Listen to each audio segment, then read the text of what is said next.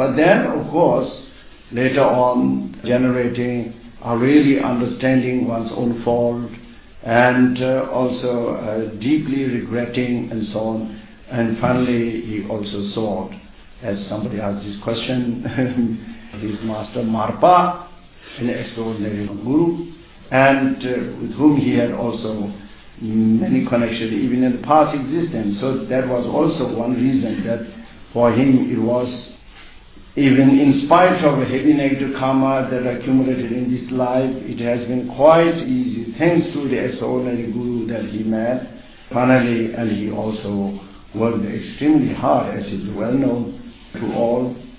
All that hard work which his guru made him do, and with that all those negativities are purified, and in the very same life and end of his life he also attained full enlightenment. So this happens rarely.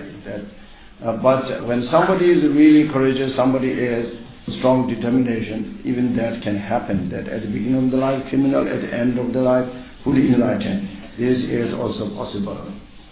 So it all depends on all mental force, depends upon the power of one's mind, power of determination. And for example, if one has done negativities like that, then one need a very strong, heartfelt, strong power of regret and determination of stopping completely the continuation. And when these are there isn't any negativity, how strong they may have. There's nothing that cannot be purified. Every negativity, even very heavy ones, in the life of Buddha, there was this great criminal also, the Angulimala, who has killed 999 people, etc. But then through really a very strong force of regret and determination of overcoming these obstacles, and then through full taking refuge and reliance upon the teaching of the Buddha, also in the same life, at the end he has attained the Arhat state. So therefore, it's all depend on the force of the mind. When the force of the mind are adequate, strong, 100%, and pure, and so on, there's nothing, no negativities of any kind that cannot be eliminated, and no virtues, qualities that cannot be developed infinitely. All these shows that everything depends upon one's mind. All that the cause of attainment, higher attainment, the state of full enlightenment, liberation, bodhisattvas, level arahat, and all these things is something that is produced by one's own mind, and something that one's own mind actually attains and develops. In the same way, all those great sufferings of the samsara, intense, extremely intense sufferings of the hell beings, preta beings, animals and humans and suras, devas, all sufferings of all kind, the samsara is nothing else than also production of our mind. It's all creation of our mind. So therefore it is also taught in the scripture, in the whole three realms, there's nothing more powerful than the mind. So therefore Buddha emphasizes that it's very necessary to train our mind and to tame our mind. Because through training and training our mind, really all the goodness what are there, for oneself, for all sentient beings also come from there, and not taming it, and that it becoming wild and misguided, then also can be cause for infinite sufferings for everybody. So therefore, Buddha has shown so many different methods. All the practice of Dharma is for that. The vows that we take, all the rules of even for the like monastic rules and so on, and precepts for the lay people, precepts for the novice, precepts for the fully ordained, they are all for taming the mind. And all other practices, they are practices to be achieved on the physical level, practice that to be achieved on the mental level or verbal level, such as recitation of mantras and so forth, and the practice that we achieved in one's mental level. On all those methods of practices, they are so variegated, so rich and so many. They are all ultimately for nothing else than for taming the mind. That is how one should understand also the meditations. There are many different methods of meditation that are taught in the Sutra and Tantra. Meditation with form, without form, with visualization, without visualizations, and as I said before, concentrative, analytical, a whole lot of them, so variegated, but they are all for taming the mind. For absolutely newcomers, maybe this could be also helpful to also to speak a little bit about one method of calming our mind, which has been taught here before.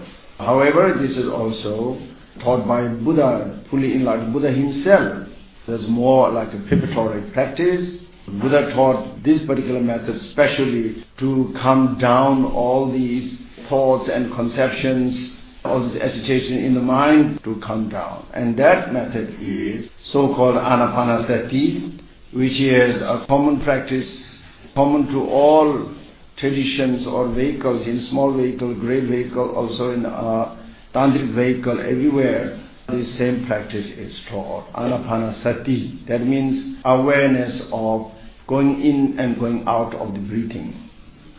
That's what we have also introduced to our children's week. So now every time when we gather, we also do in the morning Anapanasati. First this meditation, followed by then visualization of Buddha Shakyamuni and take refuge and so on. The first thing what we do for our younger Sangha, what we practice is Anapanasati. That means not really concentration but awareness of breathing. I just explained this very briefly what this is. Anybody who wishes to practice it can be of benefit. However, that's not the main subject of this course. I have some other ideas. Because our whole aim is not to become expert breather. Because that is skillful method, skillful compassionate method of Buddha to help the beginners to calm down our mind. What we have to do is first, of course, one has to hear, one must find a place, and then settle down, sit down comfortably in a calm place, and one sits down physically, sit down in a calm and agreeable position. One does not need to kind of strain yourself by trying to sit in a completely cross-legged position or anything like that. Of course, if one sits down on the floor, then one is either in cross-legged or half cross-legged or something like that. In such a position, one sits, and that way one body has to settle down. So this cross-legged position has its own purpose and so on. Not at the very beginning level, but in a more in advanced level. And this is called Vajra Asana. It's different from the yoga. In Hatha Yoga, this is called Padma Asana, lotus position. But in Buddhism, this is called Vajra Asana. Padma Asana is something else. If one sits in Vajra Asana, then as you see it in these, the deities also, how they are sitting, then we completely cross-legged. But for a beginner in this level, that is not the most important point. That has certain meaning in a more advanced level, but at this level what is important is one sits in a comfortable, relaxed position, in Vajra position or half Vajra position, or even on the chair position, as many of you are sitting on the chair. That is also suitable. And if one is sitting completely on the floor, then it is always helpful to put a little cushion under one's buttock so that one is raised a little bit from bedside, a little bit higher. That helps oneself to sit in that kind of position of the legs more easily, instead of kind of sinking. If one sits, if one has a little bit raised seat, then one can sit better. The main trunk of the body will be straightened and more easily. Because the important thing in this position is one sits upright position. Even though legs are not in a perfect situation, But upper part, the main trunk of the body should be in upright position. That is important. So for that, a little raised cushion at the back helps.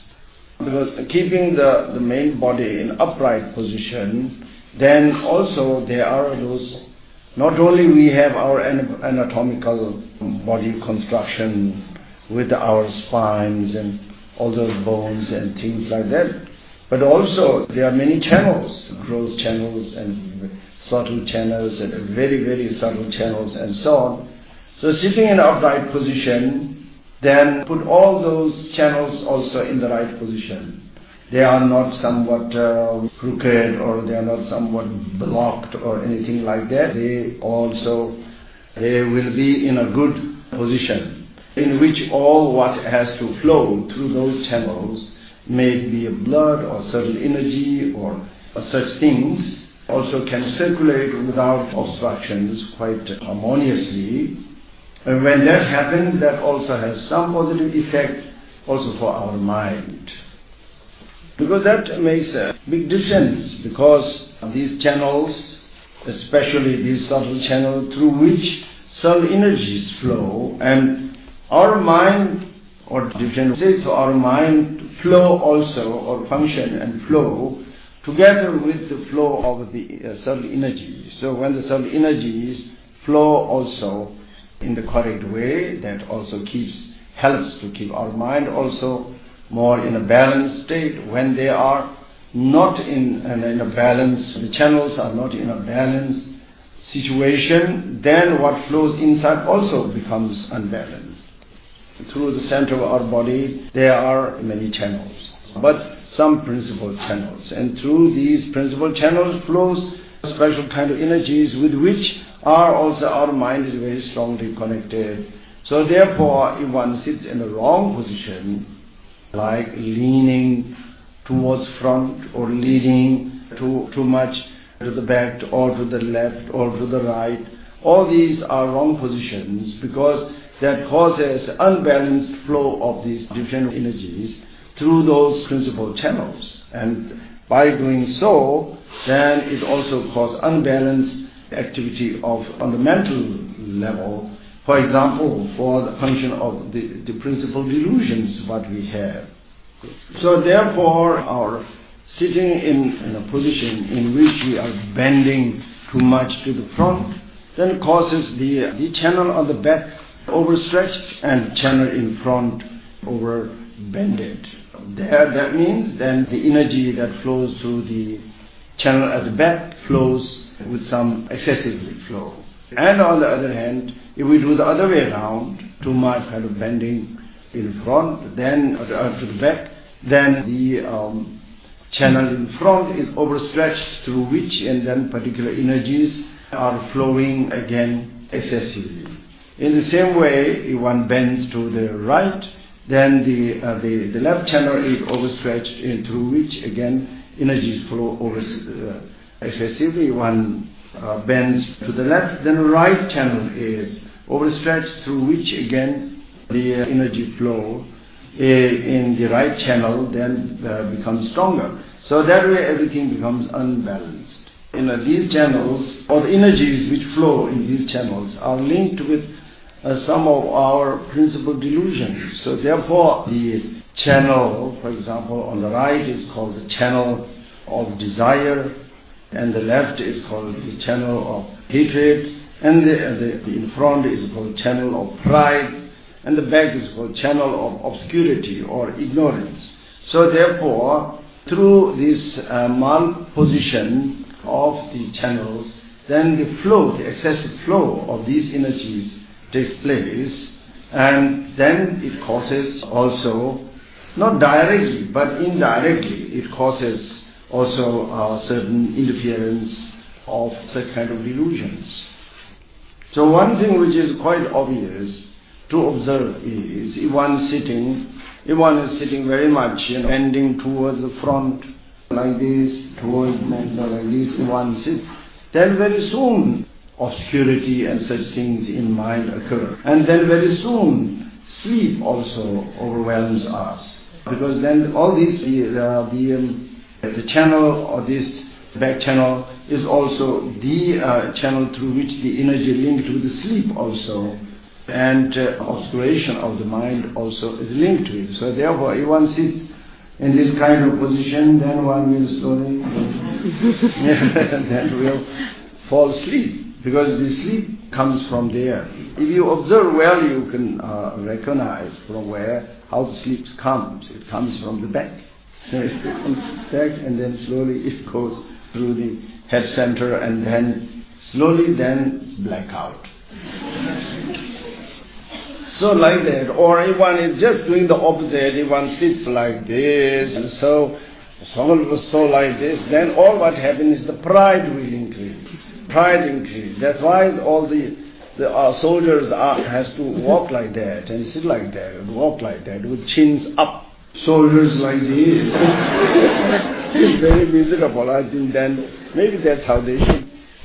Usually, in order to fight with the enemy, then you have to show, even you are inside really so afraid, but outwardly you have to be very with chins up and full of pride, and shoulders or upright, very over upright position. And sometimes meditators also, some people, when they're full of pride, think, oh, I'm a great meditator.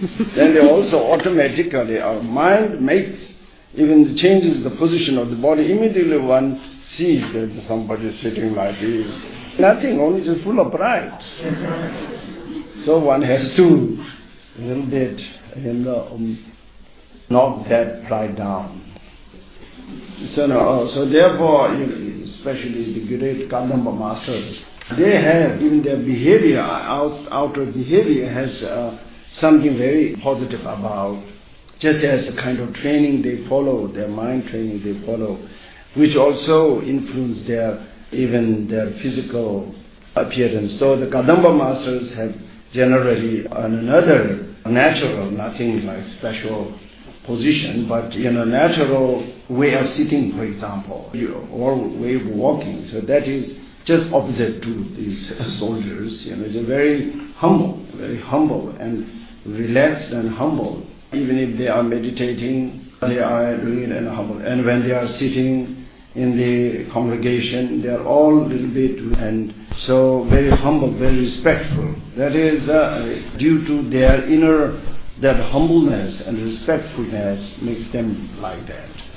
Of course, there are others who want to show that I'm a great meditator and so on, so therefore they sit in very special, over upright position, because one wish to be so extraordinary great meditator. Also something also with position.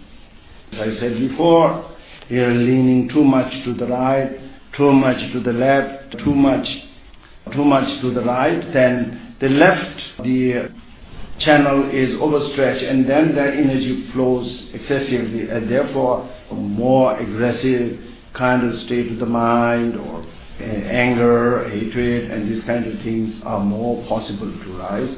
Or doing the other way around, then the right side is overstretched, and then again such states of the mind linked with attachment, linked with desire and so on are more possible to rise. So there are this kind of indirect connection with states of the mind, with the body position, through the channel of the subtle energies. A particular position, upright, good position is recommended, even though our mind cannot be fixed only through the physical position.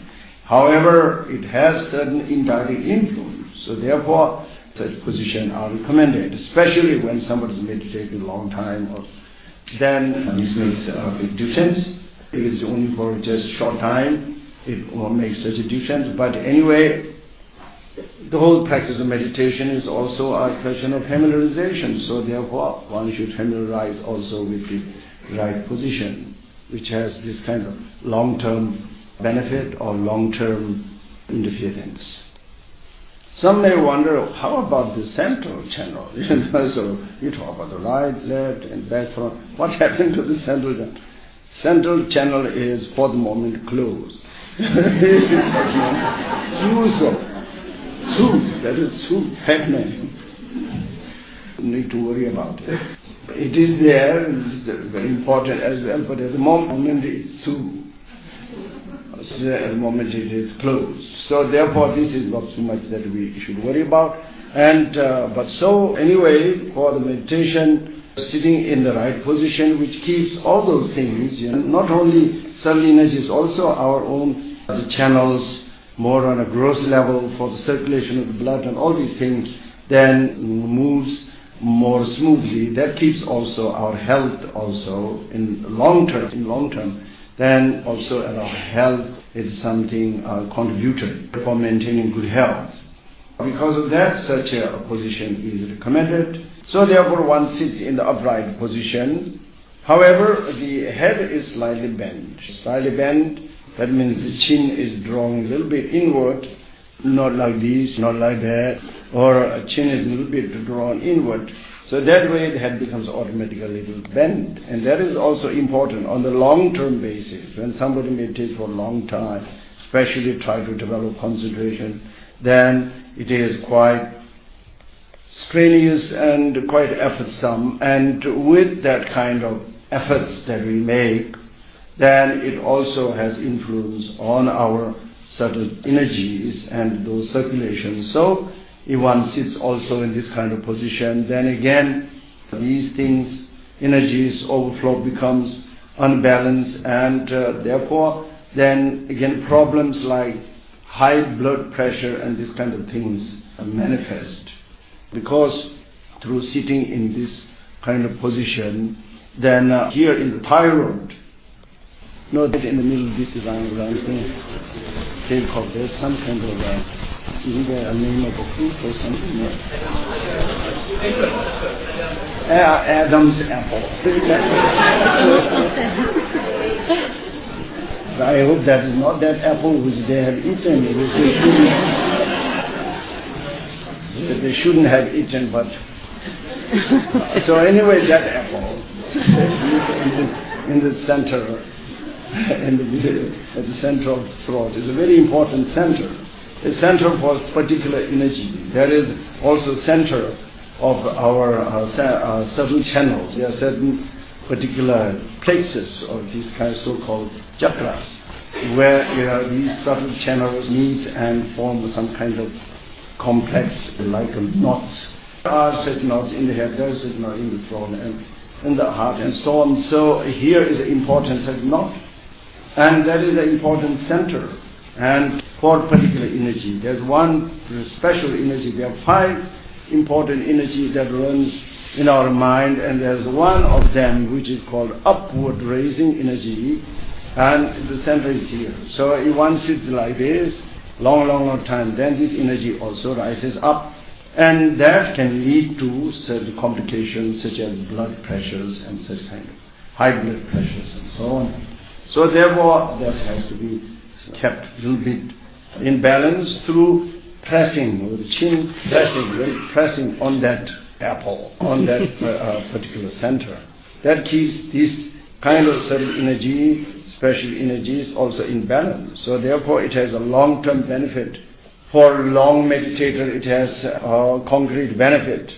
So therefore, sitting in the upright position with chin slightly drawn in is the right position. And then usually if somebody is doing such a meditation, then generally put the left hand on the right hand on the left, and thumbs are joined, and this gesture of meditation is kept at the level of the navel.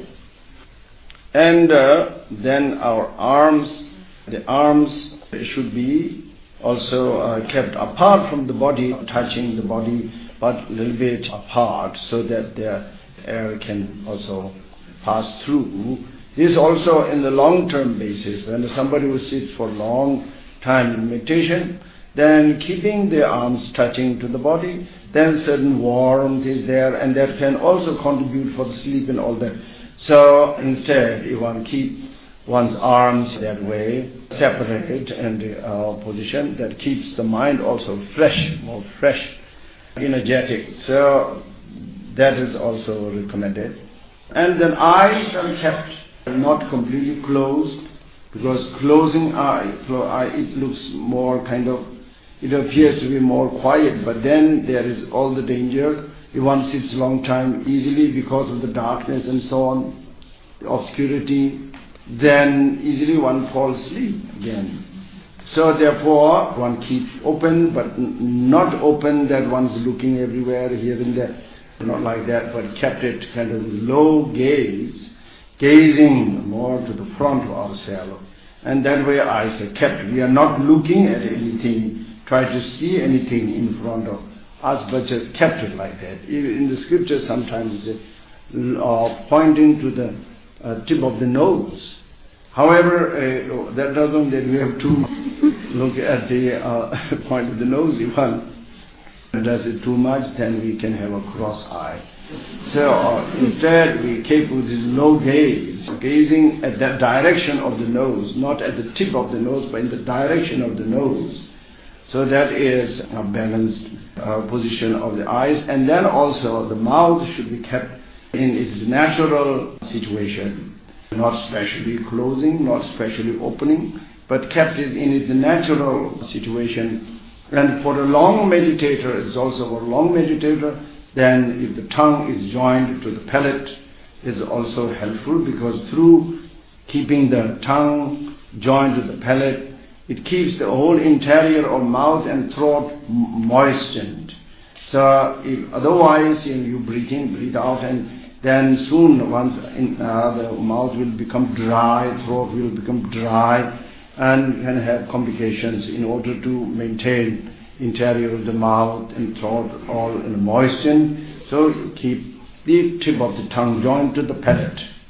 And so this completes the so-called position of Vairocana. Vairocana is the perfection of the body in the state of enlightenment with 7 points. Sapta Anga Vairocana, this asana is called, in the 7 branched Vairocana position. So I will continue tomorrow.